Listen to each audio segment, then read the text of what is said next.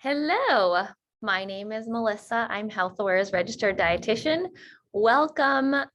This is technically it is supposed to be our Carb Smart class, but today, because February is American Heart Month, I thought that I would talk a little bit about heart disease because we missed last week's class, the heart healthy nutrition class.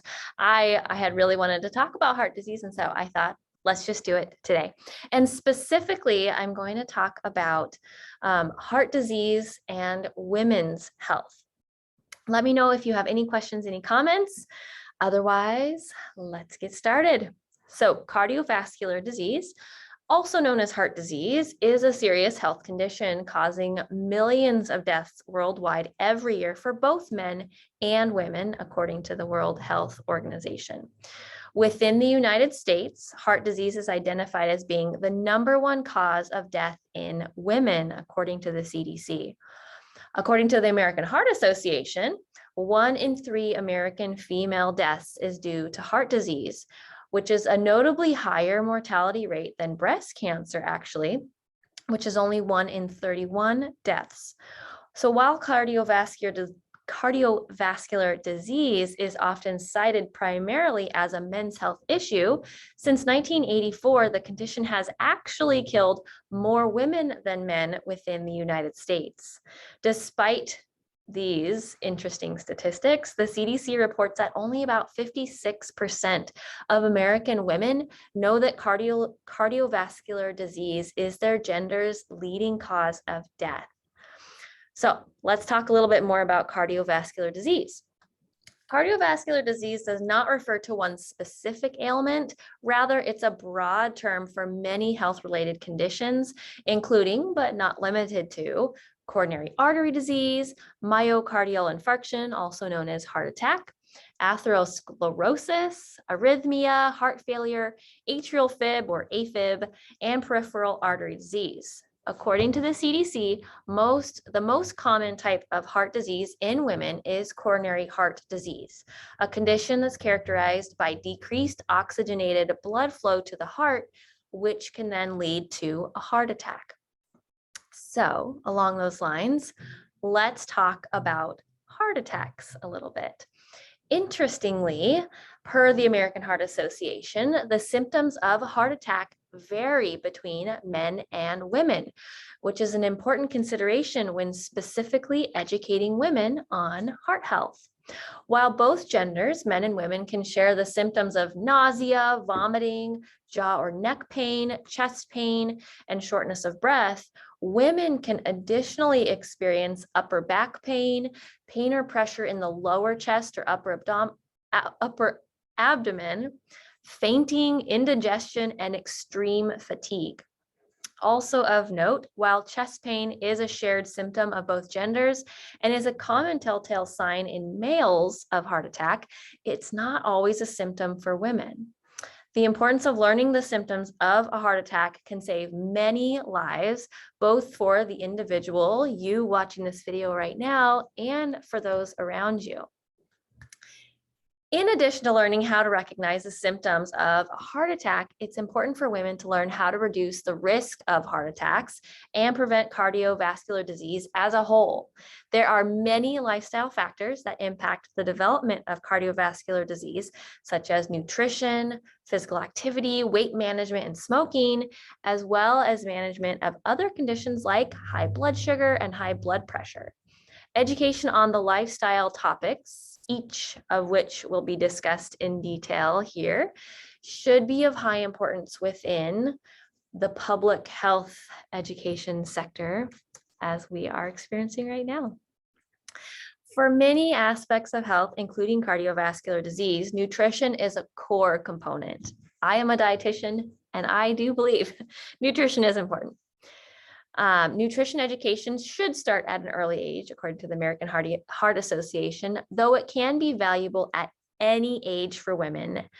Nutrition recommendations to decrease risk of heart disease are the same for both women and men and include many critical elements. First, intake of sodium should be moderated, at the most 2,300 milligrams per day, but ideally less than 1,500 milligrams per day. Due to Americans' high intake of packaged, convenience, and restaurant foods, the American Heart Association reports that the average salt intake of Americans is notably higher than the recommendation. Dietary fats are another important nutrition consideration when it comes to preventing heart disease. The US FDA recommends that women limit consumption of foods that contain trans fat, while the American Heart Association goes even further and states that trans fat should be completely eliminated. In addition, saturated fats, which I talk about often, found in food sources such as butter, meat, and cheese, should be limited and instead replaced with heart-healthy unsaturated fats found in foods like avocados, nuts, and fatty fish like salmon. A final nutrition consideration for heart health is sugar intake, specifically added sugar. The FDA and American Heart Association recommend decreasing intake of added sugar as it's associated with increased risk of developing many health issues, including cardiovascular disease. Added sugar found in items like cake, cookies, ice cream, and regular soda should be limited to 6 teaspoons per day for women. The average American woman eats nearly 3 times that amount, according to the American Heart Association. Now, let's talk a little bit about physical activity. For best cardiovascular health and overall health, the CDC states that women and men should participate in at least 150 minutes each week of moderate intensity aerobic exercise, such as brisk walking or biking or swimming. Similar to nutrition, education about encouragement of physical activity should start at a young age with kids. However, again, it's never too late to start. For women who are new to exercise, light intensity exercise is suggested. Any movement is better than no movement. Start small and build your way up. Now, maintaining an appropriate weight is ideal for prevention of heart disease. According to the CDC, individuals who are obese or overweight are at an increased risk. Body mass index is one way that women can assess their weight status, just one way, and determine if weight management should be of concern. If you don't know if you need to lose weight or how much you should lose, come see me, come make an appointment. After COVID or since the beginning of COVID, weight management has been quite a prevalent topic. So come make an appointment if you would like to work on weight management. Finally, another way to prevent heart disease is with smoking.